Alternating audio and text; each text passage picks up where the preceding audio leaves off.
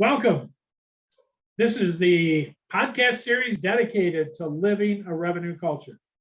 The pandemic reminded us that business survival is about creating maximum profit, and that's only accomplished by a purpose-driven, people-first culture. So that's what we're going to talk about today with Lynn Guerin. And Lynn and I have been friends probably more years than either of us are going to admit. We were in each other's weddings and went to school together. And I've watched Lynn after he got out of school go to work for J&J, and then a long successful career with Sandy Corporation, then build his own company, which dealt with some of the biggest companies in the world. And then lately, he's become an author, and he's been connected for a number of years. And I'm going to let him tell you more with Coach John R. Wooden. And so Lynn's written a book on Coach 'em Way Up, 5 lessons for learning the Wooden way. And he's launched a Wooden course that certifies coaches. And that's all based on the life lessons from Coach Wooden. So I have read Lynn's book, and I can tell you it is well worth reading. No matter what you've read before, this is going to give you some value. So welcome, Lynn. Hey, Rick, great to be with you. We have known each other for a lot of years, from our days at Western Michigan University to that little trailer that we lived in right beside the smelliest gas pumps on planet Earth, or whatever that was. So we had, we've been together a long time, shared a lot of things in life and business. And it's great that, we can have relationships that last that long. Yeah, and then we lasted that long. Yes, that's true. So, I've read the book, and of course I've known you for a long time, but I really it was fascinating to, read some of the steps along your journey. And how you got connected with Coach Wooden and why you're so passionate about it. So I'd love to have you just kind of give everybody an overview of some of that history and, how it got you to where you are today.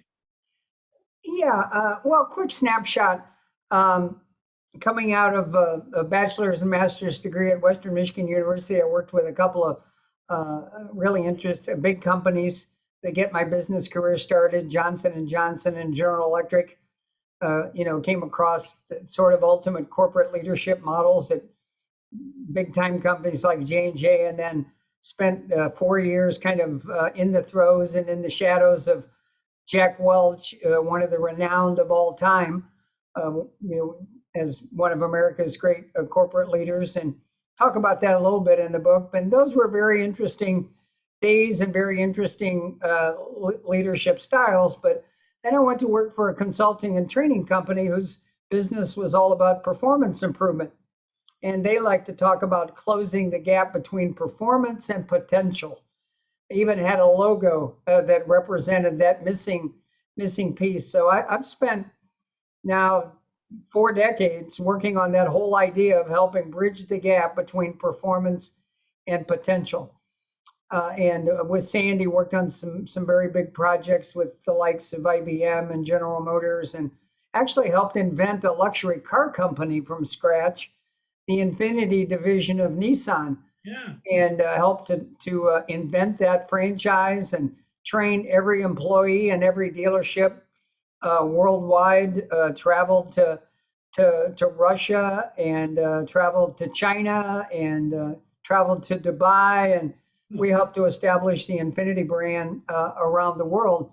But again, consistent with that idea of they wanted to kind of reinvent the luxury car business, and they wanted to do it around a concept called the total ownership experience. So that's the kinds of projects and things that I've been working on my whole career. And then actually left Sandy to start my own company, Garren Marketing, and had the good fortune to win a contract to help launch the University of Toyota, who was at the same time that we were launching Infinity, was launching a Lexus. And in that process of launching the corporate university, we got involved in developing some modules around coaching and leadership, and the idea of putting some of America's best coaches in front of a video camera and just asking them what great coaching was all about and what a great coach looked like. And when you began to look around and say, well, who should we put in front of this camera?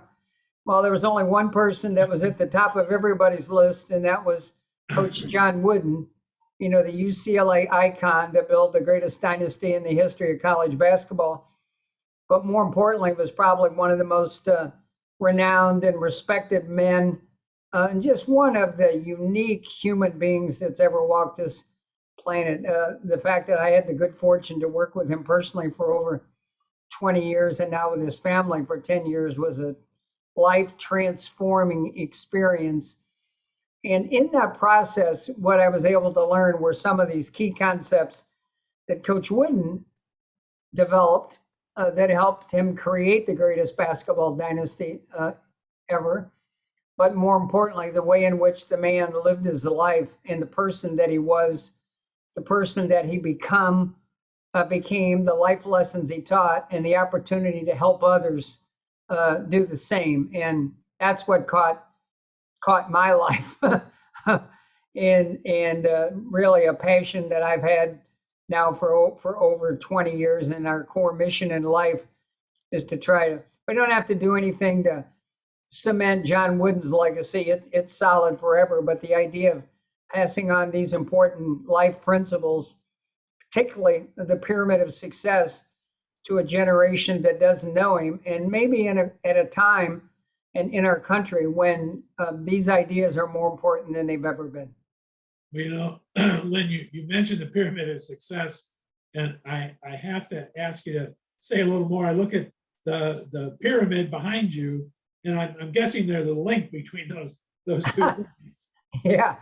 Well, that actually is a beautiful carved pyramid of success. It's one of three that exists, and it was actually carved, a beautiful wood carving, carved by a vice president at the In-N-Out Corporation. We had an opportunity to take their top 200 leaders through an event with Coach Wooden himself, where we used the basketball floor in the classroom to teach a lot of these principles. And this gentleman was so moved by that experience that he came back a few months later and had this amazing piece of woodwork that I absolutely cherish. There's three of them, one of them in the UCLA Hall of Fame, one of them that belongs to the Wooden family, and one I have. And it's a daily reminder of the power and the potential of putting your life on the pyramid of success and the things that it can do to change your life and, more importantly, help the people around you. When people think about Coach Wooden, of course, they think about basketball.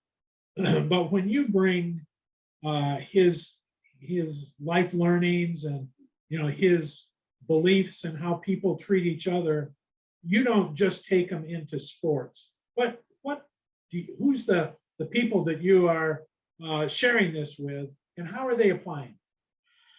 Yeah, Rick, it's funny. I think I could be talking about Coach Wooden right now if he'd have never even coached UCLA basketball.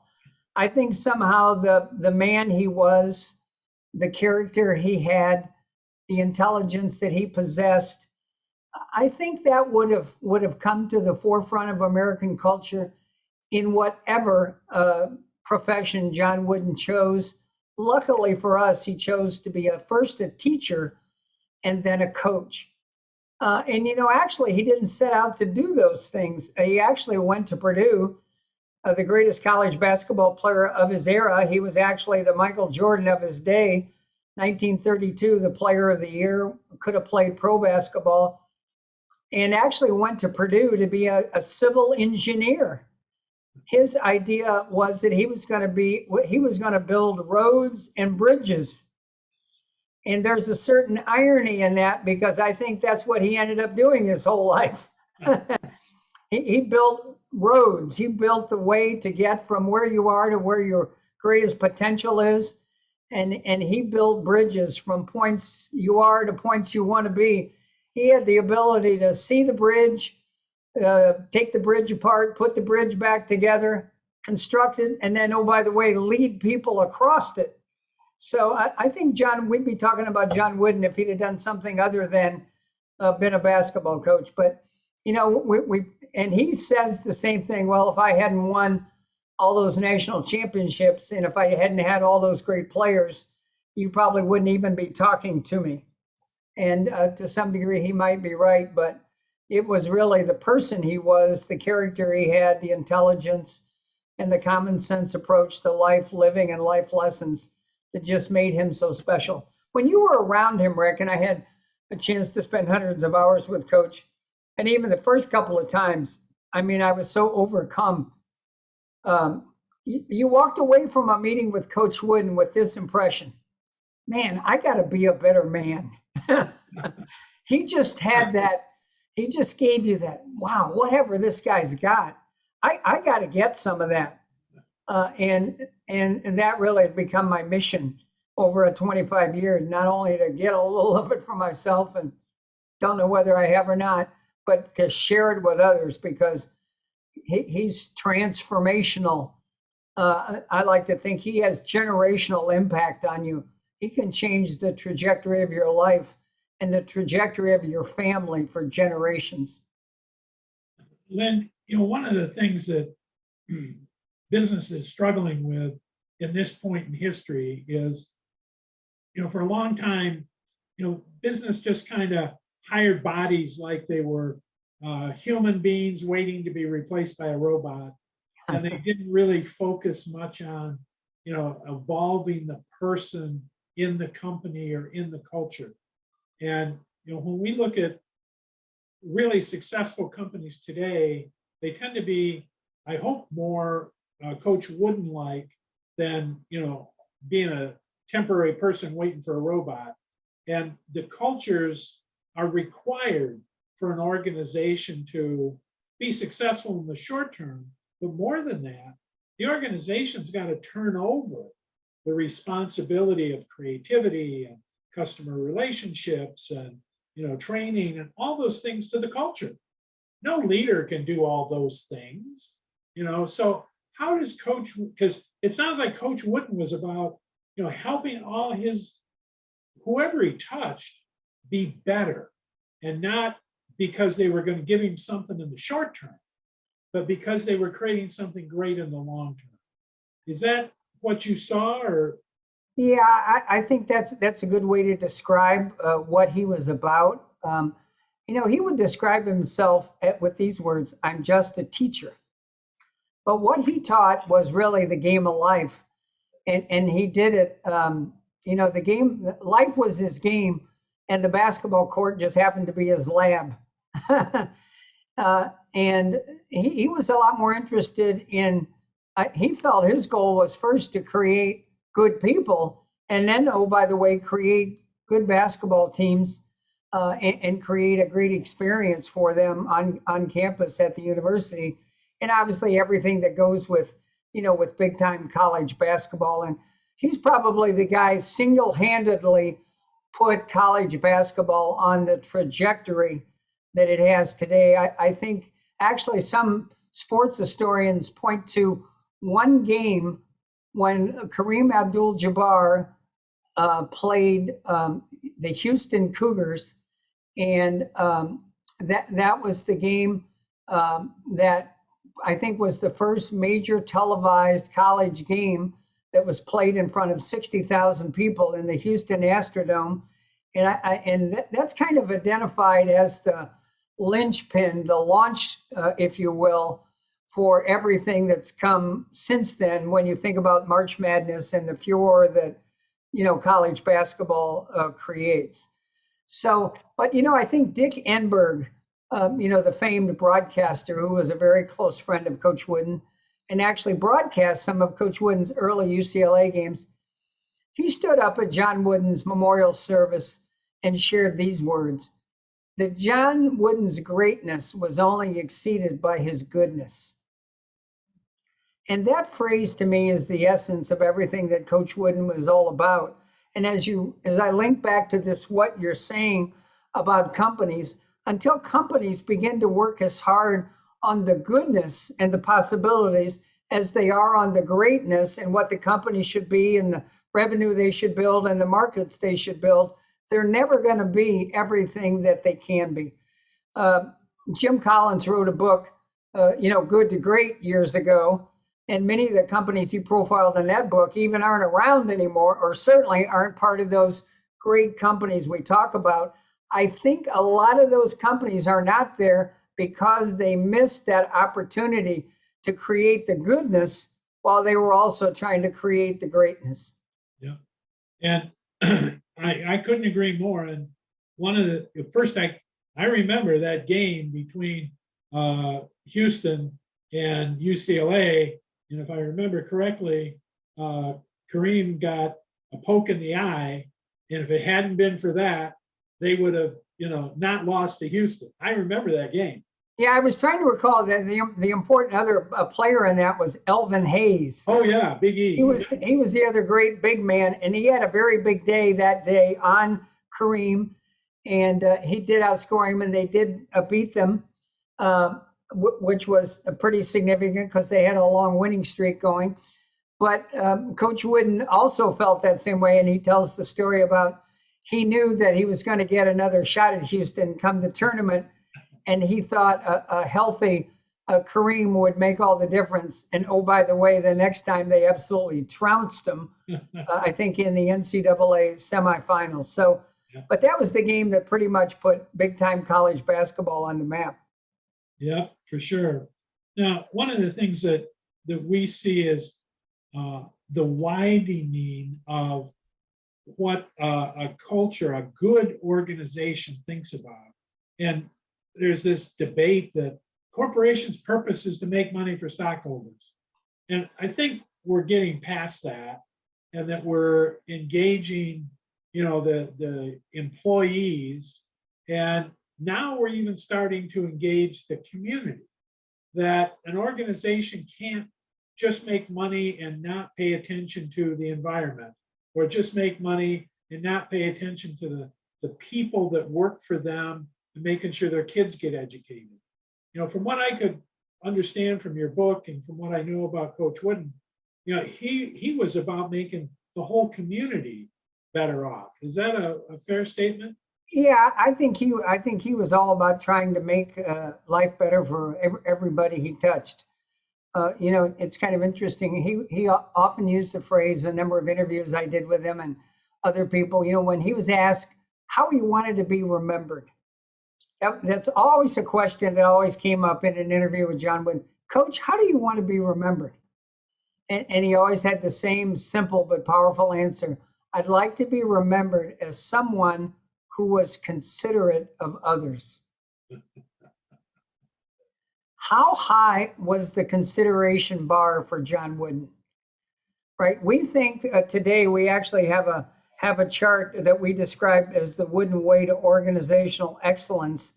And on the right side of that chart, we have two words, character and consideration. And if everybody in an organization literally adopted that mantra, we want to be considerate of others, all the people we work with, all of the people we work for, and all of the people we serve. Man, that is an absolute game changer. So you get good character people with an understanding of what real consideration for others is, you're going to be very, very successful. Well, I love that. And it's interesting, you talked about getting the right people. It seems to me that often we misunderstand, when Jim Collins wrote right people on the bus. I think people interpreted that as, well, you have to have the right academic credentials, or you had the right last job. And, one of the things you said when we kind of started this off was the purpose of, spreading coaches' beliefs and learnings was a major life purpose for you. And I think we miss the opportunity to help people have a career where they're driven by the purpose that their organization is living for. And you've taken coaches' material into for-profits and not-for-profits. Have you got any stories about how people in the profit side because some people say what you're just talking about, soft, or, it's nice to have, but, it's so much more than that. Tell us a little bit about what it's like to have it in the for-profit world. Well, it's interesting. I'll share. I wrote the book with a fellow named Jason Levin, who actually became my business partner. He started out as my client, literally picked me out of the phone book, looking for some way to transform his own leadership and coaching. Phone book had to pick me up off the internet, and also was looking to transform the culture of his company. Was looking for a model to do that. Lives in Newport Beach, California, and remembered seeing on the wall of an elementary school there the pyramid of success that's been there for a number of years. And that stuck in his head as a model, started to do a little homework there, and come to find out there was actually somebody who was out teaching that kind of stuff. Well, Jason has really transformed himself and his own company around this idea. He now, everybody that he interviews, he uses the pyramid of success as a behavior filter for those interviews. He redesigned his HR systems. All of his evaluation of his employees now are based on the pyramid of success behaviors. They do major websites and technology integration projects with large companies. They review the results of all of their projects with their clients and the work of their team using the pyramid of success behaviors, because he believes it's the most complete blueprint that you can possibly find for what high quality behavior looks like as people work together in a company and as you work with clients and work with each other. That's just an example, but I could give you some other examples. Chick-fil-A is another good example. They brought Coach Wooden in back, I think it was 2007. Coach would have been 97 years old, if you could believe this. And they brought him in to speak to 8,000 people that were all the owners and operators of all the Chick-fil-A franchises across America. And I actually spent a period of time preparing at that point, it was the senior vice president, a gentleman named Tim Tosopoulos, to personally interview Coach Wooden on stage in front of all those people. And we had some sensitivities, at 97, is he going to forget something? Is everything going to go? So I was very sensitive about him being, interviewed in that. But you don't have to worry about Coach. He was as sharp at 97 as he was at 47. But we were very cautious and very prepared, and wanted to prepare Tim to the best of his ability to conduct this interview.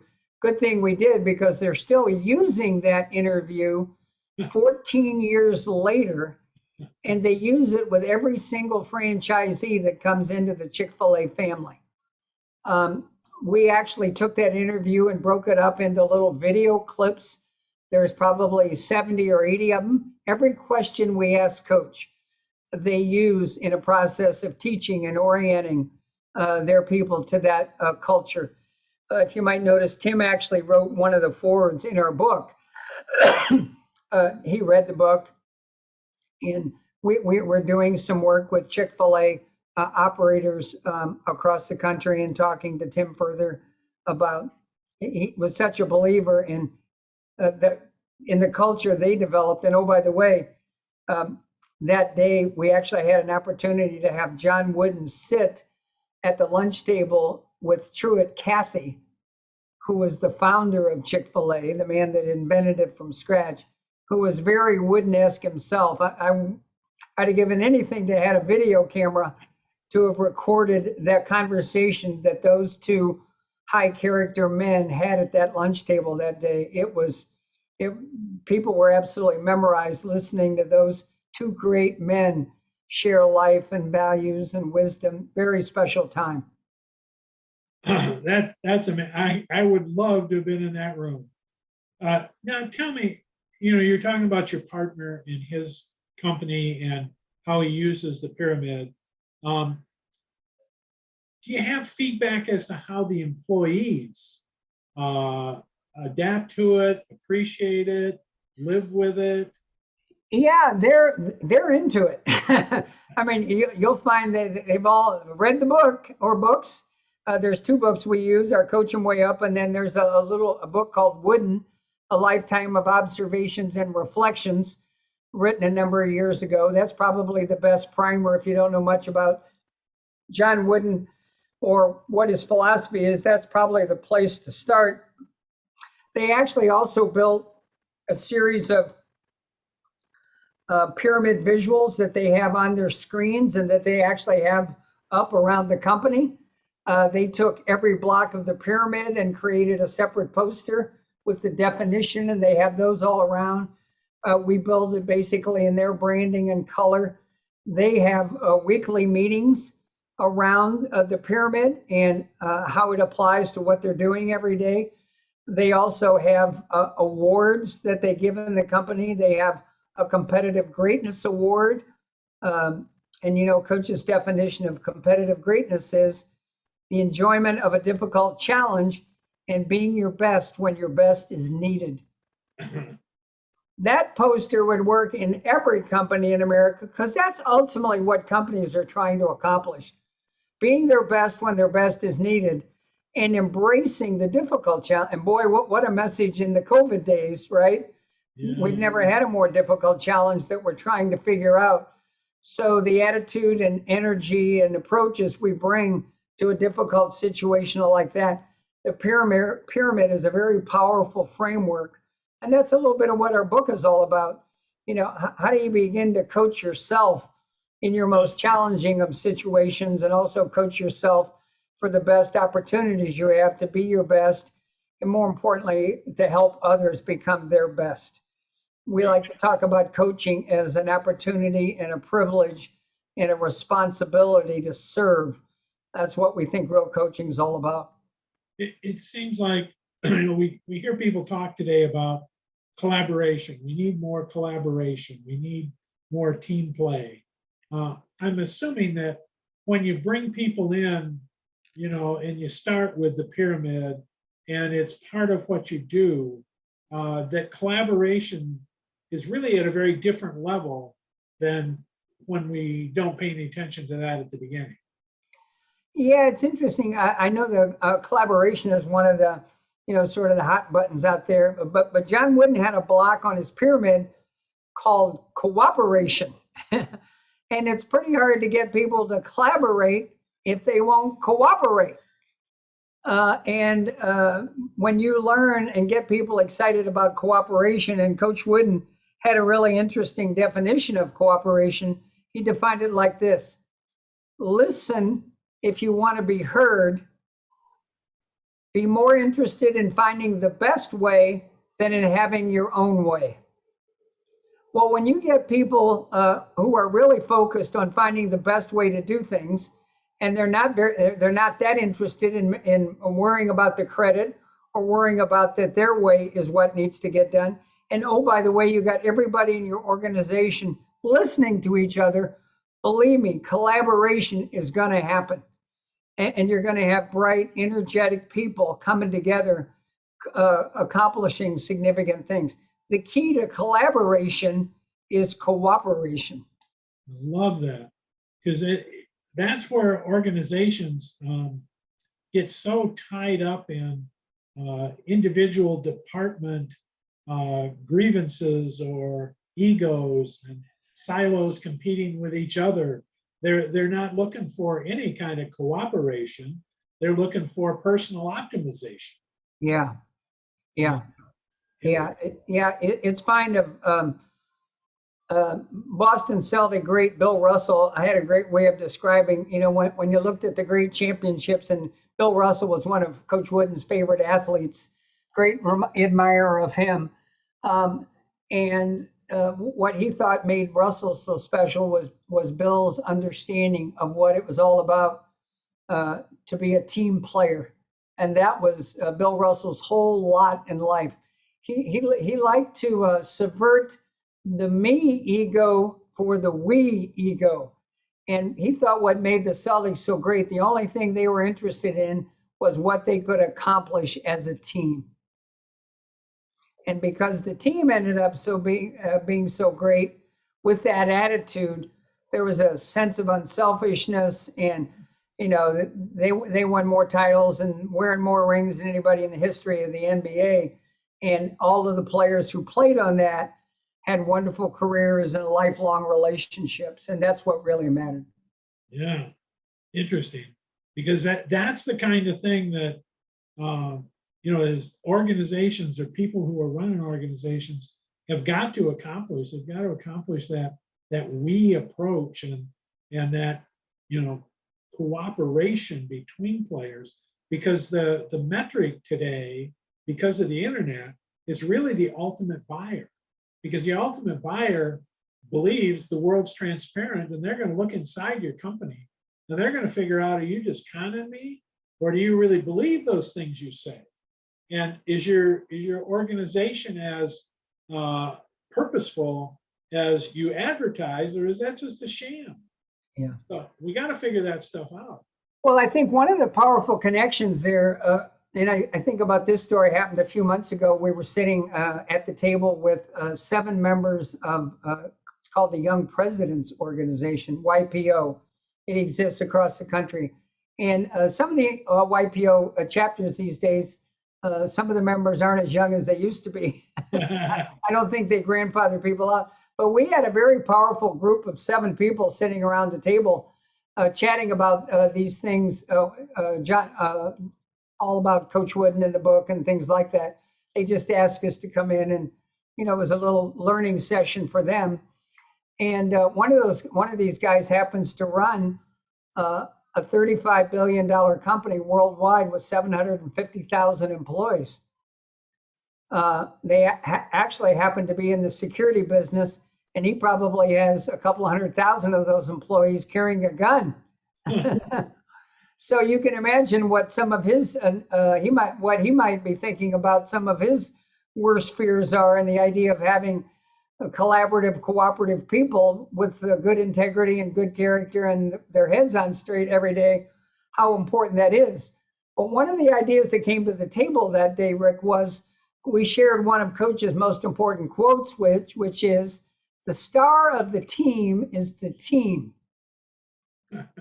And when we shared that, the CEO of this company literally grabbed his head, put his head in his hands, and he says, "Oh my God, if I'd have heard this 4 months ago, it'd have saved me $3.5 million in a check I had to write to my very selfish CFO who thought he was the star of the team."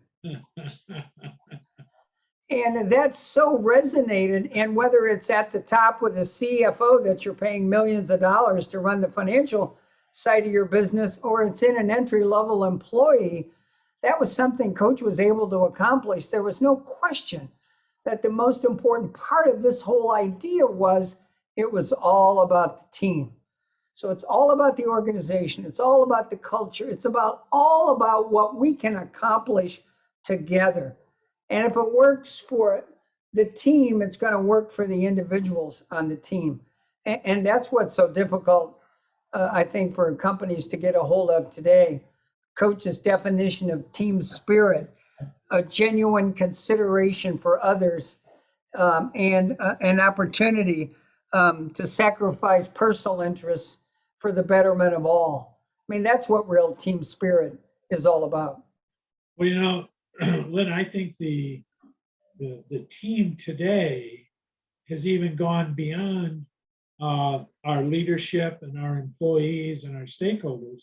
I think it's our customers as well, because for us to create great value, we really have to be able to almost be in the customer's head to understand what's important to them, and why they need change or they need something.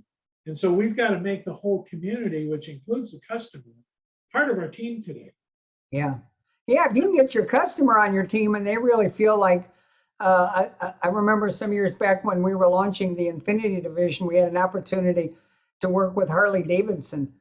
They actually sent a number of people to see what we were doing with Infinity. And out of that came Harley Davidson University. And a number of those kinds of concepts began to be taught there. And we used to talk about that idea. When a company will tattoo your logo on their body, you know they're in, right? That's And right.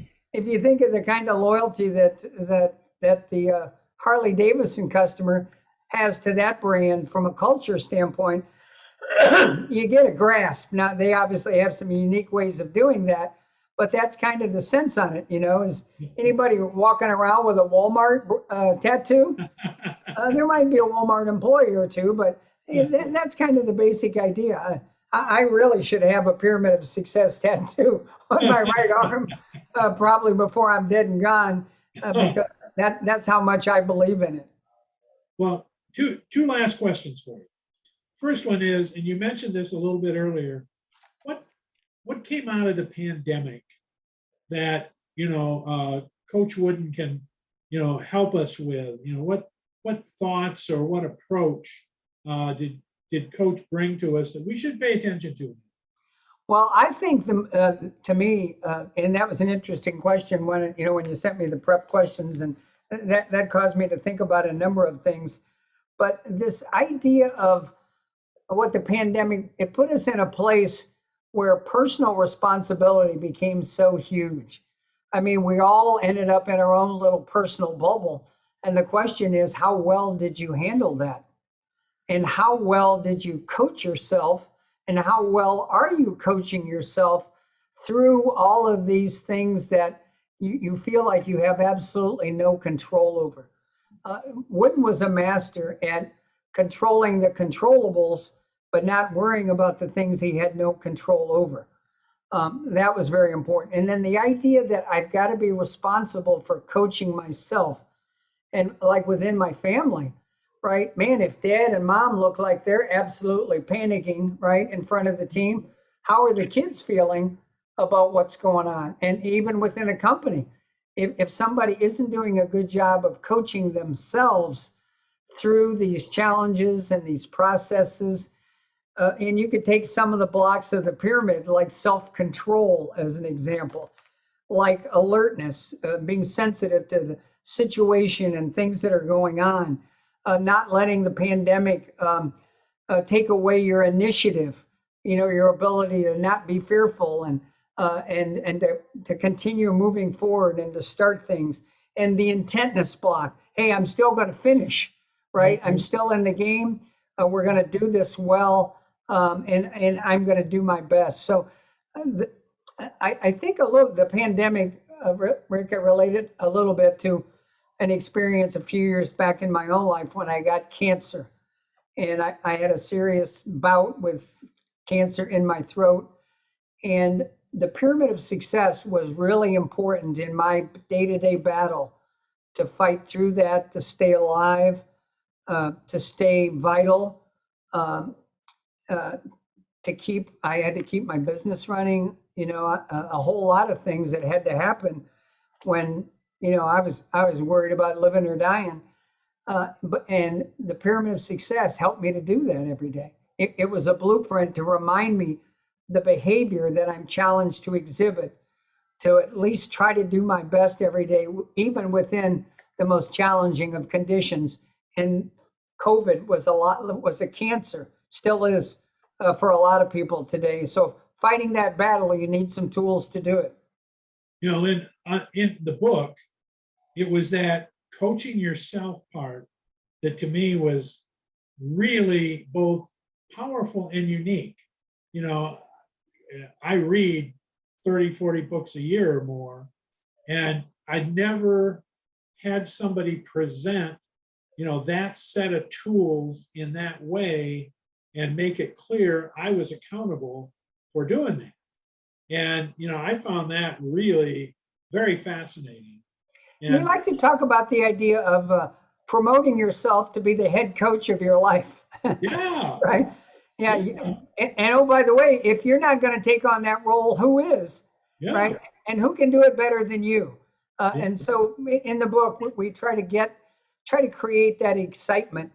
Rick, I like to think about the impact, that a coach can make.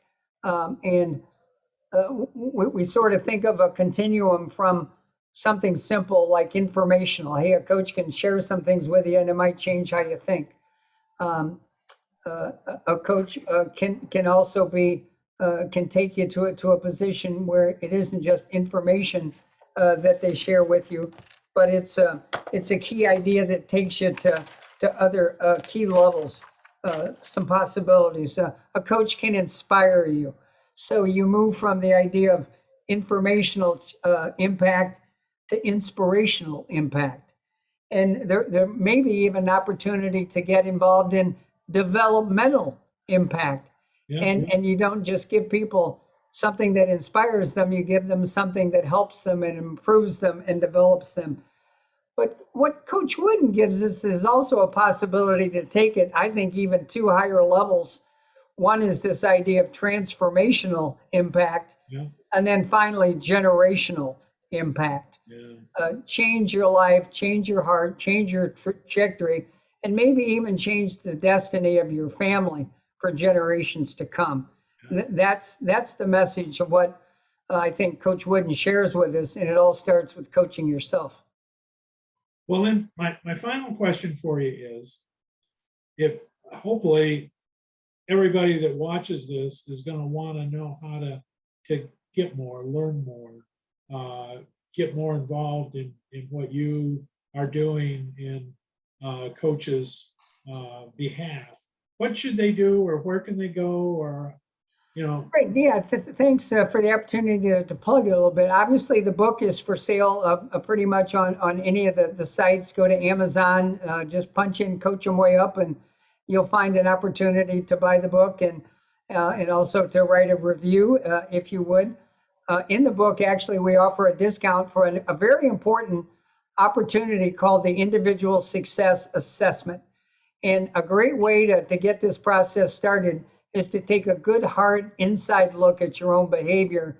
And we provide a very powerful tool to enable you to do that. We also have coachemwayup.com, where you can get information on the book. And the main website is at thejohnrwoodencourse.com, www.thejohnrwoodencourse.com.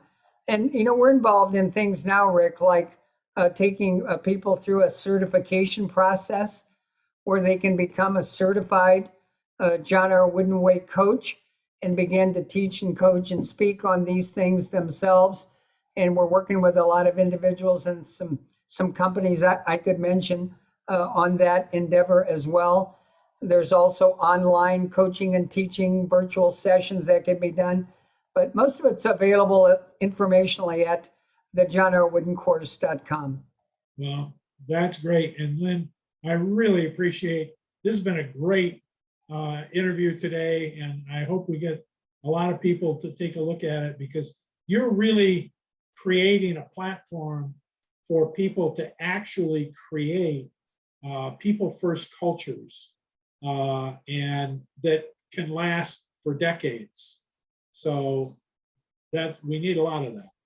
Yeah, and I think our challenge here is, Rick, is we're, Coach and I, you like to talk about life is a 4-quarter game, right? The challenge is we don't know how long the quarters last. Now, Coach Wooden lived to be 99 years and nearly 9 months, so his quarters lasted almost 25 years, which is a nice long quarter. But, as we're probably entering, we're probably closer to our 4th quarter than we are our 3rd quarter. But, our desire, to make the rest of our days the best of our days ought to be a challenge and an opportunity for all of us. And I think a lot of these things that we share here can help you do that in your own life, and obviously put other people on that same positive path. Well, and given the quarter we're in, I really liked your generational comment there a few minutes ago, because, at this point that becomes very, very important. So yeah, that's the legacy, right? The legacy we're going to leave is mostly about the people we've impacted and the people we've loved and the people who love us. That's ultimately what's going to matter. Amen. Amen. Well, I thank you, and maybe we'll get you back again someday. I know we didn't cover everything. Be happy to do that, Rick. Great being with you.